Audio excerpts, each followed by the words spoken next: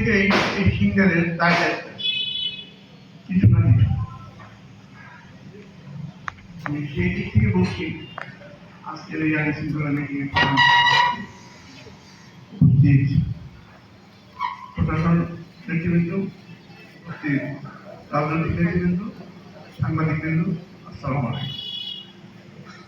আসলে এটা কার থানাটা কার? আমাদের সবার। এটাকে আমাদেরকে দেখতে হবে, সবাইকে দেখতে হবে। এক ইউনো ওসি বা তদন্ত ওসি এটা সমাধান দিতে পারবে না।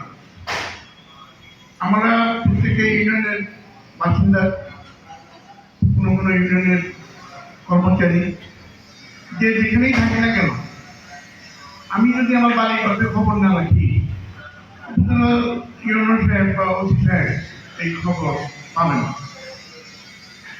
কাজে আমি একটা কথা বলতে চাই, আমাদের এখন চলছে মানে একটা গণতন্ত্রবিহীন সরকার, তত্ত্বাবধায়ক সরকারও না, আবার নির্বাচিত। কাজে এই সরকারকে বিগত দিনে 18-16 বছর যারা রাজত্ব করে গেছে তারা ঠুনকো মনে করতেছে।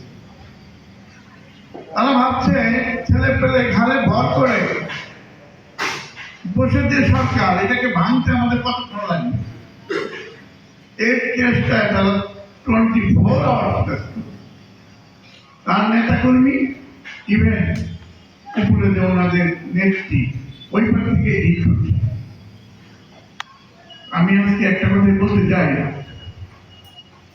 আইন শৃঙ্খলা দেশের সবচেয়ে বড় ব্যাপার। এটাকে নিয়ন্ত্রণ করতে হলে আমরা পুলিশ প্রশাসনকে আমরা সবাই মিলে সহযোগিতা করতে চাই। আজকে যে এই যে কিছু ঘটনা ঘটে গেছে, এখান থেকে 7টা গাড়ি ঢাকায় রওনা হয়ে যায়, আমরা যারা দল করি তারাও তো তাদেরকে লক্ষ্য করিনি। এটা কি আমাদের দায়িত্ব ছিল না? প্রশাসনকে দায়িত্ব জানানোর দায়িত্ব ছিল না? প্রশাসন খুব বেশি 100 জন আছে, নেতৃবৃন্দ থানায় আছে, এখানে সাংবাদিক ভাইরা আছেন, আপনারাও তো মানুষের সাথে মিশেন। এই দেশটা কিন্তু সবার, আপনার আমার। এই যে চিটনের যে ঘটনাটা, এই মুহূর্তে তাদের এত বাঘার কেন? কই 16 বছর তো দেখি নাই তারা এরকম 16 বছর একটা কইরা মিছিল করতেছে, আমাদের এইটা দিচ্ছে এইটা। তাদের এগুলি বোঝা যায়, এগুলি বোঝা যায়।